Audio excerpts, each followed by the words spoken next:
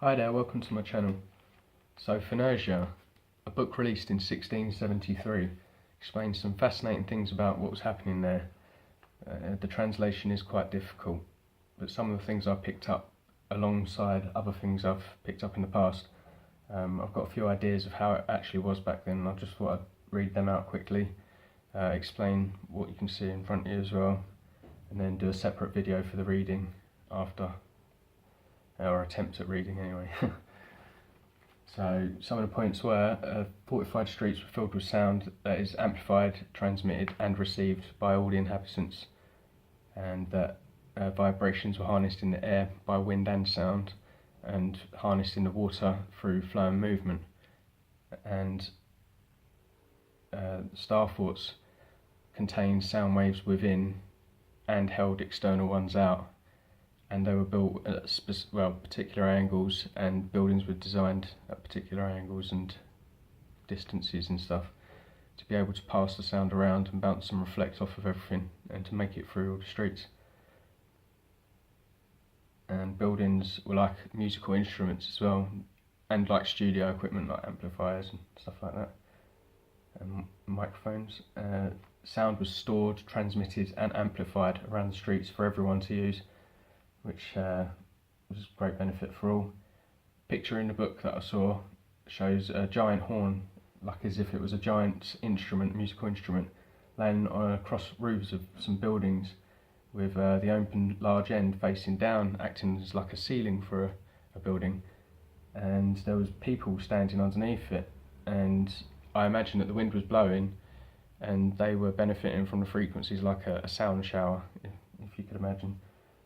And maybe they did hear something, the tone of whatever it was, but I think that they were more there for the feeling. If you've ever been in a really bassy car, you know that subwoofer sounds can be, you can feel them more than you can hear them. And the walls of buildings as well were angled as they were to be able to reflect and to cause echoes and to multiply sounds. The same sound shooting off in one direction will come back many times. And the walls were really thick as well, as you can see by any of the ancient buildings. And this was to be able to do this for the sound not to get absorbed and lost, but to be able to bounce around strong as much as possible to the next amplifier and such. The sound was held in by the walls and the fortification for many reasons really. Back then sound was used for healing, mentally, physically and spiritually. That's for man, beast and for nature and plantation as well. It was also used for entertainment.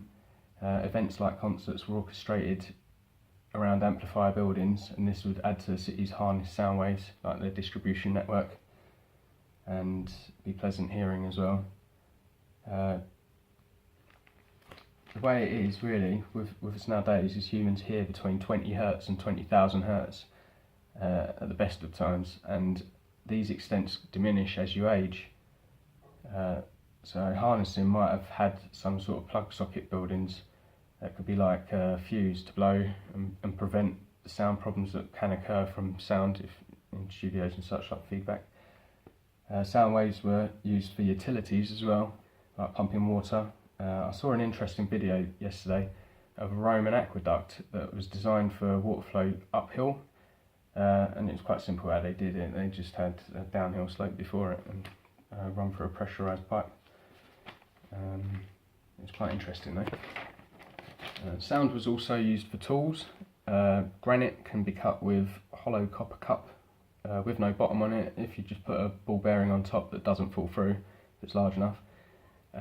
Run sound through a cable and touch it on the ball, and the ball, you'll see it move and you might hear a quiet clicking noise, but the vibrations will pass through the copper and cut through the granite very perfectly actually.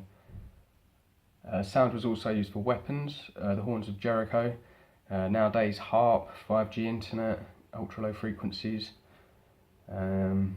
But for much more information on weapons use, watch Martin's latest video, Martin Leaker. It's epic. Everything I've said, bear in mind that they've done with sound, they actually also did with light. It was collected, harnessed, amplified and used for things like healing, entertainment, power, tools and weapons. And this was probably reflected around the cities without blinding everyone though. Maybe a higher up or something. To see and hear an active star thought from above must have been like a sparkling snowflake emitting harmonious sounds to you. I think the original inventors made them for good, but as time went by and the wipeouts went by, technology was used for bad and hidden. This book shows that people back then were actually quite intelligent also, in the manner that they're doing their experiments and stuff and being honest about it. Because of the experiments they're doing on the buildings, I conclude that they didn't build them at all, but they've discovered them, so the building's been built well before 1600s. And yeah, in the experiments that the author talks about, that I can pick up on, is that they encountered feedback, which is really harmful to any eardrums if it's not stopped. It's basically the sound re-looping itself and doubling up, and it basically could burst your eardrums. I truly think there was a building that was a blowout building just in case that happened, just to save it, because one of the weapons maybe used against star forts to bring them down back then or something might have been somehow projecting sound over the walls and blowing up this building first before blowing the rest up with sound. I'm not too sure.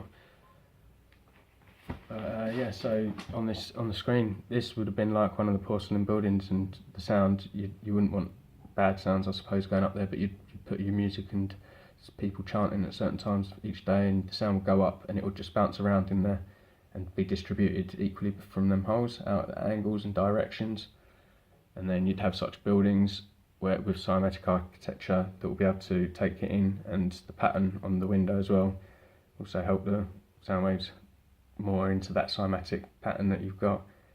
And the dome as well, I don't know for sure, but if it might have been porcelain, but nonetheless the reason it's a dome is so the sound waves don't bounce back on themselves and cause phase.